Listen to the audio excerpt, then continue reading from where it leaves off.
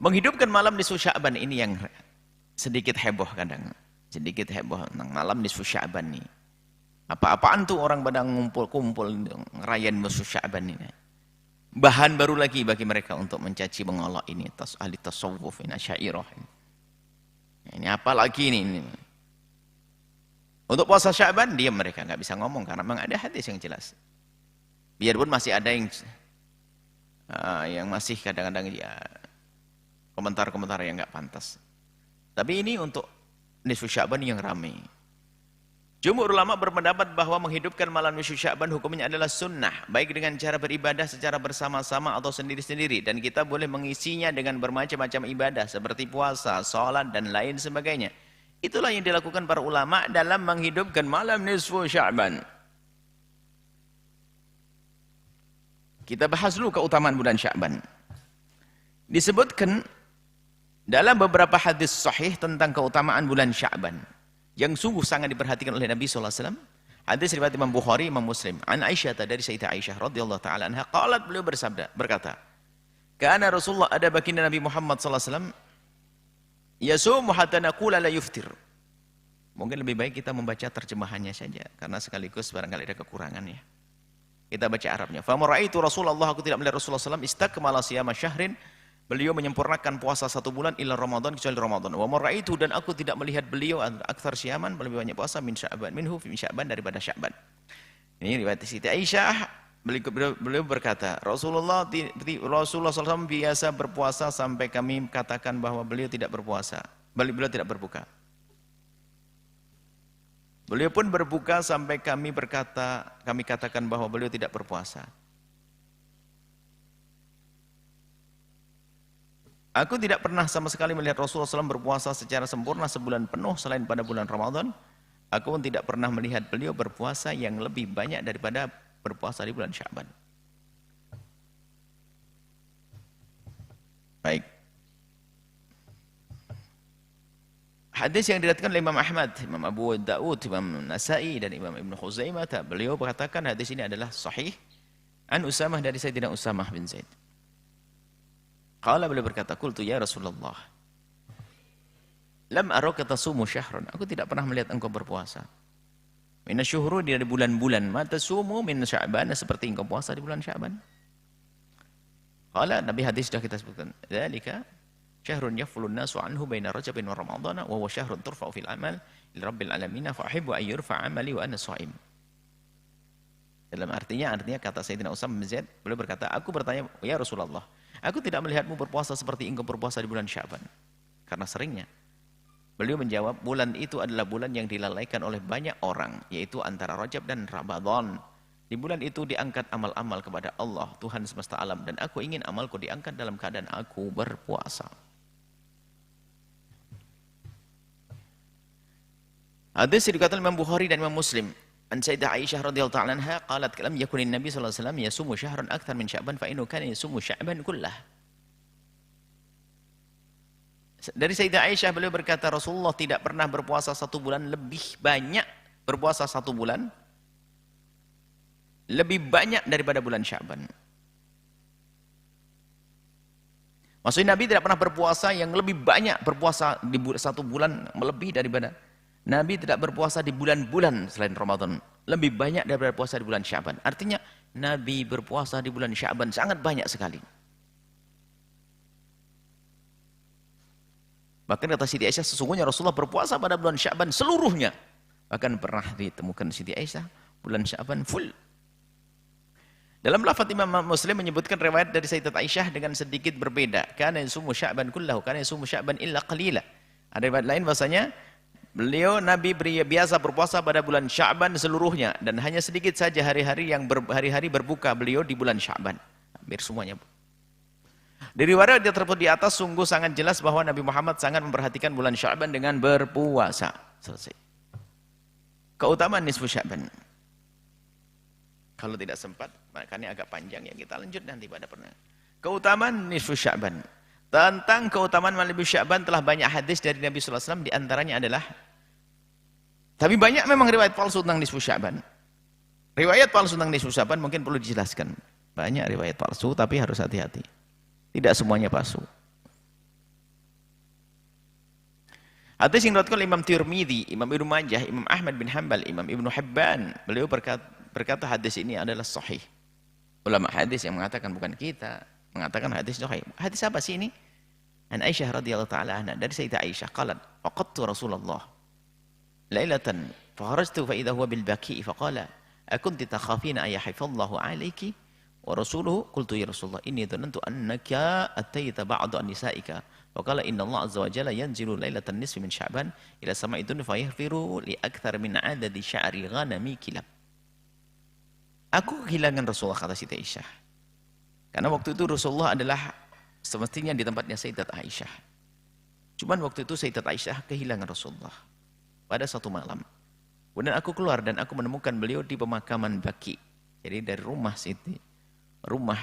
Sayyidat Aisyah itu dengan pemakaman Baqi itu, karena rumah Siti Aisyah yang akhirnya jadi makbarah kubur baginda Nabi SAW, ghurfahnya, kamarnya. Karena Sayyidina Nabi wafat di rumah Sayyidat Aisyah dan Nabi akan dikubur di mana beliau wafat. Jadi kalau tahu Baqi itu adalah kalau kita di makom atau di dekat di wilayah lokasi makom baginda Nabi, maka kita menghadap ke kiblat, maka arah kiri kita adalah Baqi. Kurang lebihnya mungkin berapa ya? Mungkin 300 atau 200 meter. Ya, ke jalan raya sana itu Baqi. 200 meter lah. Itu adalah Baqi. Nabi dari rumah ke sana ke arah Baqi, ke makbar, ke kuburan Baqi. Pemakaman Baqi. Al-Gharqad. Maka beliau bersabda, apakah engkau khawatir Allah dan Rasulnya akan menyanyiakanmu? Ya, kemudian aku berkata, tidak wahai Rasulullah. Sungguh aku telah mengira engkau telah mendatangi sebagian istri-istrimu. Sementara engkau seharusnya dengan ini. Ini jatah Siti Aisyah.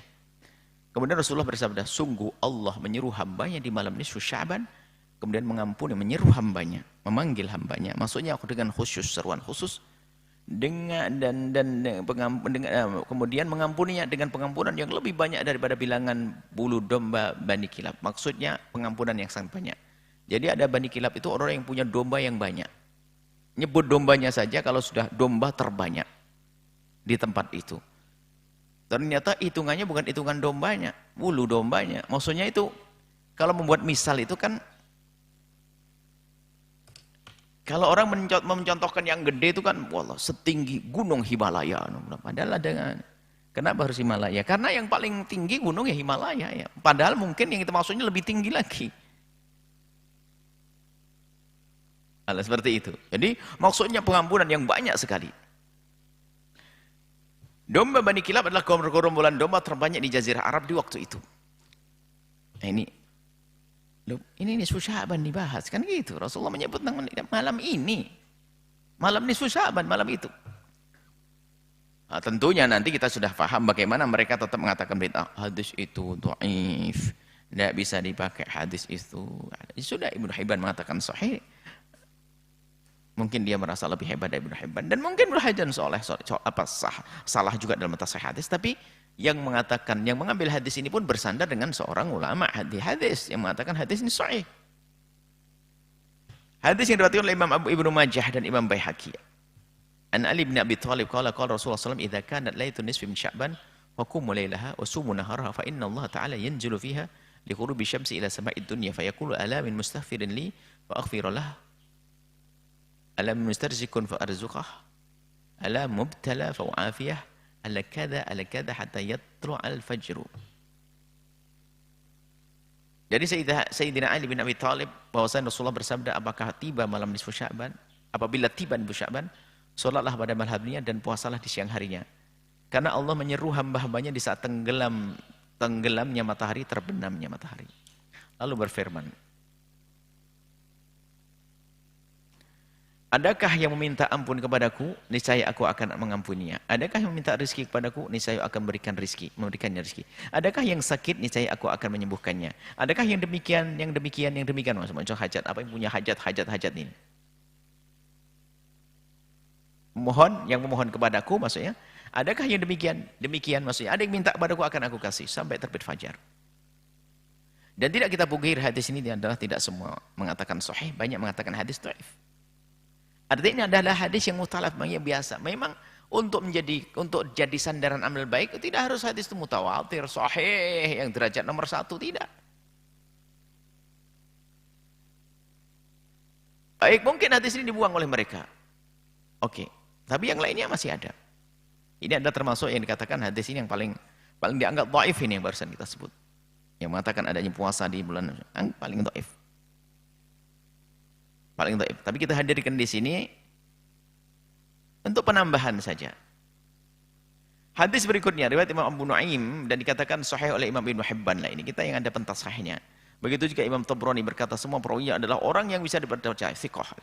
Sudah dikatakan oleh pakar-pakar hadis bahwasanya perawinya thiqah, bisa dipercaya, artinya hadisnya juga benar. An Mu'adz bin Jabal, dari Sayyidina Mu'adz bin Jabal, karena Nabi SAW ada bagi Nabi, qala, beliau berkata, yattali Allah tabaraka wa ta'ala ila khalqihi lailatan nisfi min Sya'ban fayahfiru li jami'i khalqi ila musyrikin aw musyahin. Allah melihat dengan pandangan khusus kepada makhluk, kepada hambanya. Allah tabarakallahu wa ta'ala melihat kepada makhluknya pada malam nisfu Sya'ban. Melihat ini perlu dikasih jelasan, pandangan khusus gitu. Allah melihat setiap saat hamba, Allah melihat hambanya. Lalu Allah mengampuni seluruh makhluknya kecuali orang musyrik dan orang yang bermusuhan. Ada kebencian bermusuhan. Ini hadis sahih. Di malam nisfu Sya'ban. Disebut nisfu Sya'ban. Tidak akan disebut, tidak akan ada pengampunan spesial begitu kalau bukan karena ada kelebihannya malam nisfu Sya'ban. Cukup Allah akan mengampuni begitu. Tapi mengampuninya kenapa kok Allah melihat dengan pandangan khusus di malam nisfu Sya'ban? Ya karena keutamaan nisfu Sya'ban. Karena sesuatu akan menjadi utama karena ada kejadian. Ada kejadiannya. Kejadian istimewa maka menjadi mulia. Hadis riwayat Ibnu Majah dan Abu Musa Al-Asy'ari. Nabi Musa Al-Asy'ari radhiyallahu ta'ala anhu an Rasulullah dari Rasulullah sallallahu alaihi wasallam qala inna Allah la yattali'u fi lailatin nisfi min Sya'ban fa yaghfiru li jami'i khalqi illa al-musyrikin aw musyahirin. Ini riwayat yang serupa. Sungguhnya Allah melihat kepada hambanya, melihat dengan pandangan khusus. Nah, ini ada di sini, enggak ada di atas. Keterangan ini penting untuk di atas. Yaitu dengan pandangan rahmat. Yaitu dengan pandangan rahmat. Di malam nisfu Sya'ban maka Allah mengampuni semua makhluknya kecuali yang menyekutukan Allah dan munafik. Oh musyahin, kok munafik? Kelihatannya ini yang benar, yang riwayat munafik. Riwayat lain munafik. Dibenahi nanti hadisnya. Dibenahi hadisnya.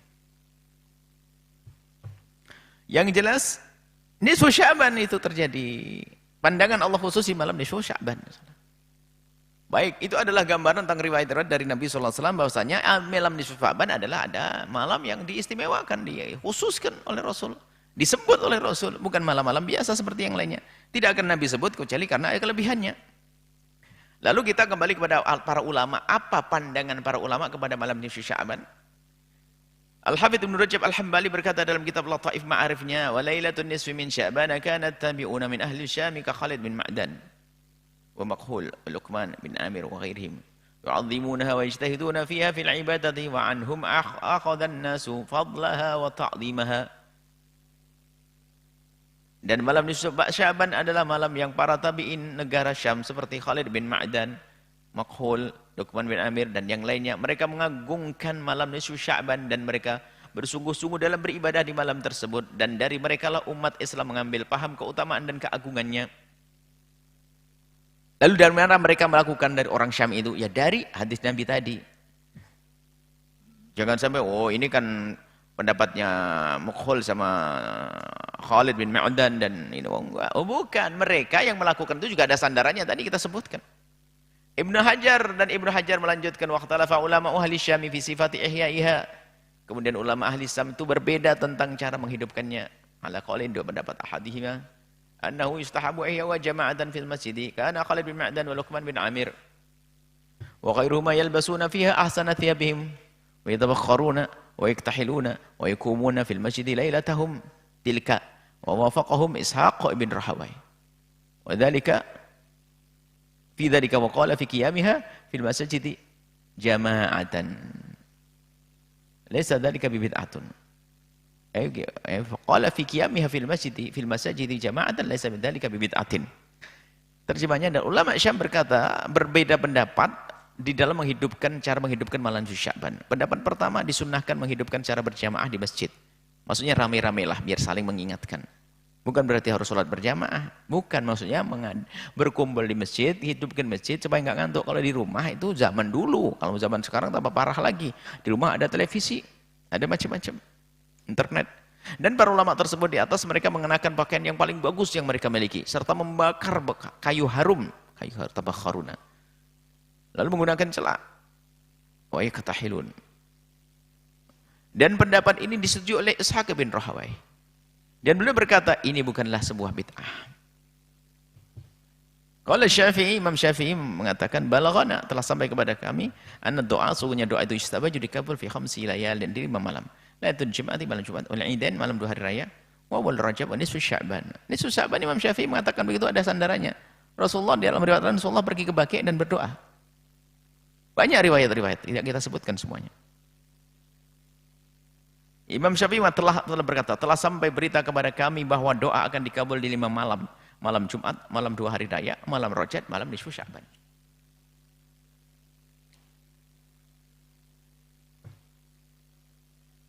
Berkata Ibnul Hajj, ini kita sampai di sini, masalah rupanya satu masalah juga tidak selesai, satu pertemuan. Insya Allah kita sambung pada pertemuan yang akan datang. Oh, tadi Rajab sudah ya. Baik, insya Allah kita akan baca perlahan demi perlahan kita, insya Allah. Intinya bahwasanya dihadirkan buku ini bukan Anda untuk mencerca, mencaci orang lain yang berbeda dengan Anda. Akan tapi justru dengan buku ini adalah wawasan untuk pembanding, untuk penguat bagi orang yang sering didolimi dengan dicaci dan diolok, agar mereka tetap yakin bahwasanya amalan itu adalah ada dasarnya. Di sisi lain yang suka mengolok dan mencaci agar mengerti, oh ternyata begitu, sehingga bisa meredam. Apa yang terjadi setelah itu? Yang bisa mencaci tidak mencaci, yang beribadah tetap bersemangat. Sehingga sukseslah dalam membangun bangsa ini. Yang ibadah dekat kepada Allah semakin dekat, yang mencaci maki semakin berkurang. Ini harapan kami. Insya Allah kita lanjutkan pada pertemuan yang akan datang. Semoga Allah memberikan kepada kita ilmu yang manfaat. Setelah Anda menyaksikan video ini, jangan lupa berselawat kepada baginda Nabi Muhammad sallallahu alaihi wa alihi wa sahbihi wasallam.